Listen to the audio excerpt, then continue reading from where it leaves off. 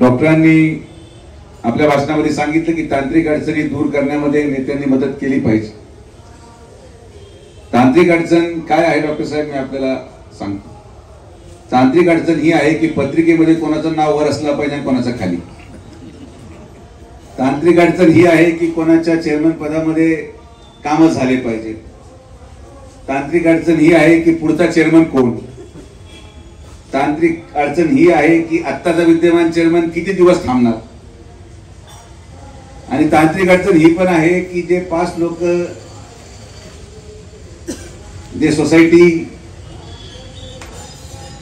चे संचालक आहेत ते पाठीमागे बसलेत आणि उर्वरित तिथं समोर स्टेजवर बसले. आता या तांत्रिक अडचणीमध्ये कुठल्याही जगातल्या नेत्याला याचं सोडवत नाही. या तांत्रिक अडचणी शिर्डीमध्ये फार जुन्या आहेत आणि वैशिष्ट्य हे आहे की हे सगळेजण एकत्रित घेऊन चालण्यामध्ये जे कौशल्य लागतं ते बाबांच्या कृपेने माननीय नामदार राधाकृष्ण विखे पाटील साहेबांना मिळालं आणि आम्ही ते कसं तरी पुढे धकत आहोत. पण मला आवर्जून आपल्या सगळ्यांना विनंती करायची आहे की जेव्हा एखाद्या सोसायटीचा कार्यक्रम असतो तेव्हा वादविवाद असतात, वादविवाद होतात, मतभेद असू शकतात.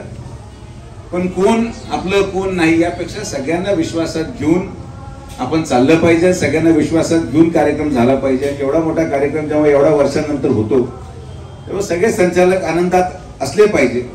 आज या कार्यक्रमाच्या निमित्ताने काही संचालक गंभीर आहेत, काही संचालक दुःखात आहेत, काही संचालक आनंदात आहेत, काही संचालकांना माहितच नाही की आपण कशासाठी आलोय. असं न होता नुसतं संचालकांपुरतं नाही पण सगळ्या संस्था चालवत असताना आज या मंडपामध्ये डॉक्टर साहेब सगळे एकत्र आपल्याला पाहायला मिळतात. सगळ्यात मोठी तांत्रिक अडचण ही पण आहे की 2.5 महिन्यानंतर हे कोणी सगळे एका मंडपात सापडणार नाही हे मला कळतं. पण जोपर्यंत आपण पुढे जात नाही तोपर्यंत आपल्याला भविष्य भाकीत करणं अवघड असतं. निवडणुकीच्या दरम्यान पण एकत्र असतात डॉक्टर साहेब, फक्त ते रात्री एकमेकाबरोबर असतात, दिवसा नाही. हा सगळ्यात मोठा फरक आहे. आणि म्हणून माझी तर व्यक्तिगत मागणी की जी नगरपंचायतची नगर परिषद झालेली आहे तिला परत नगरपंचायत कसं करता येईल यासाठी माझा प्रामाणिक प्रयत्न आहे. त्यापेक्षा महत्वाचं की आता एवढे सगळ्या लोकांना संधी मिळाली. बापू प्रथम नगराध्यक्ष झाले, गोपीनाथ बापू उपनगराध्यक्ष झाले, अभय भैया नगराध्यक्ष झाले. सगळ्यांना संधी मिळाली पण आदिवासी समाजाला या शिर्डीमध्ये संधी नगराध्यक्ष पदाची मिळाली पाहिजे अशी माझी प्रामाणिक भूमिका आहे. आपण सर्वसामान्य गोर गरिबाला ज्या दिवशी नगराध्यक्ष करू त्या दिवशी खरं शिर्डीचं चित्र बदलायला सुरू होईल हा माझा स्पष्ट मत आहे. आणि त्यामुळे मी बाबांना साकडं घातलेलं की जर आदिवासी समाजाला आरक्षण निघालं तर मी पायी लून येऊन चालत शिर्डीपर्यंत येणार. आणि मी तुम्हाला आवर्जून सांगतो की जेव्हा मी चालत येईल तेव्हा स्वागताला सगळे ओपन कॅटेगरीचे लोक वेशीवर माझा वाट पाहणार आणि मला सत्कार देखील करणार. कारण की शेवटी सर्वसामान्य माणसाला न्याय दिल्याशिवाय या शिर्डीमध्ये बदल घडू शकत नाही. आपण अनेक चांगली कामं या शिर्डीमध्ये करत आलेलो आहोत. या सोसायटीमध्ये देखील वादविवाद न करता तिथं चांगलं भव्य इमारत उभी राहिली पाहिजे. शिर्डी सोसायटीचा विकास झाला पाहिजे ही नामदार साहेबांचं ही स्वप्न आहे, संकल्पना आहे. आणि म्हणून या स्वप्न पूर्तीसाठी आपण सगळे संचालक मंडळ एकत्रित राहून प्रयत्न करतील असा मला ठाम विश्वास आहे. मगाशी बापूंनी इतकं माझ्याबद्दल बोललं, बापू एवढं गोड कधीच बोलत नाही. त्यामुळे मला भीतीही मनामध्ये आलेली आहे की नेमकी आता काय होणार आहे आणि भविष्य कालावधीमध्ये काय होईल याची शाश्वती कोणालाच नाही. प्रत्येकाला पद मिळण्याची अपेक्षा आहे आणि प्रत्येकाला ते पद मिळालंही पाहिजे. मला असं वाटतं हे आमचं भाग्य आहे की आमच्याकडे असणारा प्रत्येक कार्यकर्ता हा नगराध्यक्ष पदाचाच उमेदवार आहे आणि याचा अभिमान एक नेता म्हणून आहे. आणि त्याचा जे काही त्रास आम्हाला होतो सगळ्यांना सांभाळण्यामध्ये, सगळ्यांना मनवण्यामध्ये, त्याचा एक आनंद वेगळा असतो. राजकारणामध्ये दिघे साहेब सगळ्यात मोठा आनंद माहिती कसा आहे, आपल्याला माहिती आहे की आपण एखाद्याला समजून सांगायला बोलवलं आणि आपल्याला माहिती आहे की ऐकणार नाही तरी सुद्धा त्याच्याबरोबर 1 तास घालवणं हा किती जरी मूर्खपणा वाटत असेल मला तरी ते हसत हसत करणं याला कौशल्य लागतं. त्याचा आनंद हा फार वेगळा आहे. तुम्हाला उद्या वाटत असेल सुधाप्पा की उद्या मी तुम्हाला बोलून घेतलं की सुधाप्पा थांबा, तुम्ही काय लढू नका, पण सुधाप्पाने जर ठरवलं असेल की मी लढवणारच आणि मला माहिती काय थांबणार नाहीये, पण 1 तास त्यांच्याबरोबर गप्पा टप्पा मारत आपल्याला माहिती की हा माणूस या दरवाजा बाहेर निघाल्यानंतर पहिलं पॅनल संध्याकाळी गोळा करणार आणि दुसऱ्या दिवशी अर्ज भरणार. त्यामुळे माझ्या सगळ्या मतदार बंधू आणि भगिनींना विनंती आहे की योग्य तो निर्णय घ्या. या शिर्डीचं भविष्य येणाऱ्या नगरपंचायतीच्या सत्ताधाऱ्यांकडे राहणार आहे आणि जो कोणी योग्य माणूस तुम्हाला वाटतो तो तुम्ही तुमच्या भविष्याच्या दृष्टिकोनातून निवडून द्या. शिर्डीचा विकास हा निरंतर प्रक्रिया आहे आणि कुंभमेळ्याच्या पार्श्वभूमीवर आपल्याला या शिर्डीच्या विकासासाठी तयार राहायचंय.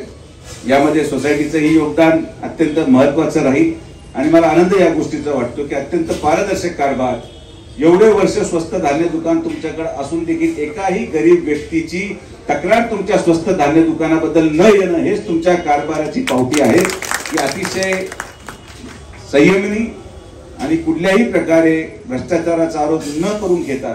आणि ही आपली मूळ ज्याला आपण म्हणतो संस्था आहे, इथं असणारे ज्या लोकांनी ही संस्था बांधली आणि आज जे बापू म्हटले की 13 संचालक आणि 14 नेते, तर हे 14 नेते आपल्या संस्थेचं आणि आपल्या संघटनेचं फाउंडेशन आहे. हे फाउंडेशन किती जरी कमजोर झालं तरी त्याला नटबोल्ट टाळून टाईट करता येतं.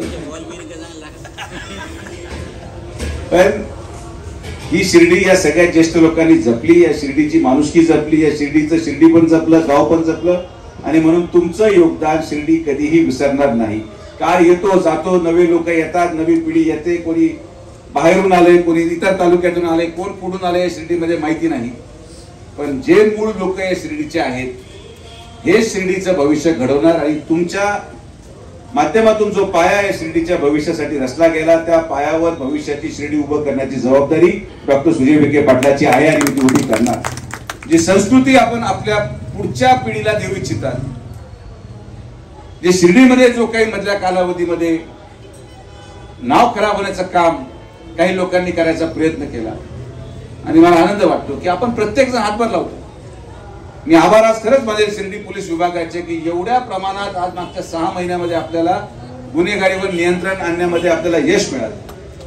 अतिशय उत्कृष्ट काम पोलीस विभागाने केलं, ट्रॅफिक विभागाने केलं आणि म्हणून आज या कार्यक्रमाच्या निमित्ताने मी प्रत्येक कार्यक्रमात बोलतो आणि आजही तुम्हाला विनंती करेन, थोड्याशा पैशासाठी आपण बाहेरचे लोक आपल्या डोक्यावर बसून घेऊ नका. हे उद्या तुमच्या घरामध्येच फूट पाडणार.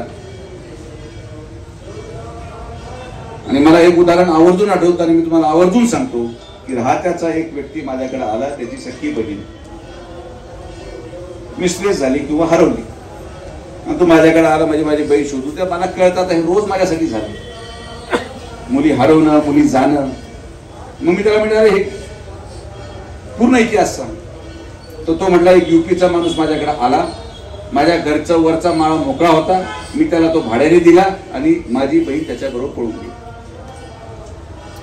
10,000 भाड्यासाठी आज आपली मुलगी एका बाहेरचा माणूस पळून गेला, तर 10,000चं मूल्य काय राहिलंय सांगा. 5 पैसे कमी खाऊ पण स्वाभिमानाने आपल्या पायावर जगू आणि आपला परिवार सुखी ठेवू ही भूमिका शिर्डीमध्ये प्रत्येकाने घेणं गरजेचं आहे. आपण आपल्या जागा भाड्याने देताना, घर भाड्याने देताना तो गुन्हेगार आहे नाहीये. आणि मी तुम्हाला शब्द देतो, मधल्या कालावधीमध्ये 2 दिवसापूर्वी 3 दिवसापूर्वी अनेक लोकांना असं वाटलं आता काय होणार, असं झालंय तसं झालंय, काही गुन्हेगार प्रवृत्तीचे लोक आता वेगळ्या पद्धतीने वागतील का काय. जोपर्यंत मी इथं उभा आहे एकाला उखडून या शिर्डीमधून बाहेर फेकणारा शब्द तुम्हाला. आपल्याला ही गुन्हेगार मुक्त शिर्डी करायची आहे आणि याच्यामध्ये मला तुमचा सगळ्यांचा साथ लागणार आहे की आपण जर एक राहिलो नाही, उद्या मला सोडावं, उद्या तुम्ही जरी नगराध्यक्ष झाले तरी तुम्हाला देखील कोणी गावात विचारणार नाही अशी परिस्थिती व्हायला नको. आणि त्यामुळे काळजीपूर्वक काळ वाईट आहे. जी परिस्थिती इतर भागात झाली ती परिस्थिती आपली शिर्डीची होऊ नये. शिर्डी सुरक्षित राहावी. साईबाबांच्या या पावन भूमीमध्ये आपण चांगले काम करत राहावं. तर नगरपालिका अतिशय उत्कृष्ट काम करते. देगे साहेबांनी गेले 3 वर्षामध्ये आयुक्त म्हणून या शिर्डीचा विकास कारण की बापूंचं म्हणणं आहे, बापू कधी दिघे साहेब आले की कमिशनर आले, पण शिर्डी ठीक करण्यासाठी दिघे साहेबच लागत होते, ही पण तितकीच वास्तविकता आहे. याच्या अगोदरचे जे होते त्यांचे काय पराक्रम झाले, काय प्रताप केले काय मी सांगायची गरज नाही. एक चुकीचा माणूस आपली शिर्डी उद्ध्वस्त करेल आणि त्यामुळे योग्य तो निर्णय घ्या भविष्य कालावधीमध्ये. तसं आमचे भाषण होणारच आहे. आता मी कोणाच्या स्टेजवर भाषण करायला देवालाच माहिती, पण आणि कोणासाठी करेल हे मला माहिती नाही. पण माणूस जो दिला जाईल तो तुमच्या हिताचा, तुमच्या मुलांना आणि तुमच्या मुलींना सुरक्षित ठेवेल असाच व्यक्ती या ठिकाणी निवड आम्ही करू, हा विश्वास तुमच्यापुढे व्यक्त करतो. मला कुठलाही प्रचार करायचा नाही. डॉक्टर साहेब पण आहेत, त्यांचा पॅनल समोर राहील. मला विश्वास आहे की ते पण लढतीलच, म्हणजे त्यांच्या पॅनलच्या माध्यमातून. पण शिर्डीच्या विकासासाठी डॉक्टरनी कधीही आडेकाठी आणली नाही, हे पण तितकंच मी आवर्जून या कार्यक्रमाच्या निमित्ताने सांगू इच्छितो. विरोध प्रतिविरोध आपल्या आपसात होत राहतं, पण जेव्हा शिर्डीचा विषय तेव्हा सगळ्यांनी आपले पक्ष जोडे बाजूला ठेवून एकत्रित आपण बरोबर की नाही. तुमचं पॅनल होणार आहे का नाही, आपणचा पण पॅनल ठरला आहे. बरं, तुम्ही उलटे प्रार्थना केली पाहिजे की 4-5 पॅनल झाले तर तुमचं एकदम अर्ध्या लोकांचं ग्रामस्थांचं लोन नील झाल्याशिवाय राहणार नाही. त्याचं मी आता त्याचं विश्लेषण करत नाही, पण आता भरपूर वेळ झाला. आमच्या माता भगिनी मुली देखील आलेल्या आहेत. सायकल वाटपाचा कार्यक्रम बहुतेक आहे, तर मी आपल्यामध्ये फार वेळ घेऊ इच्छित नाही.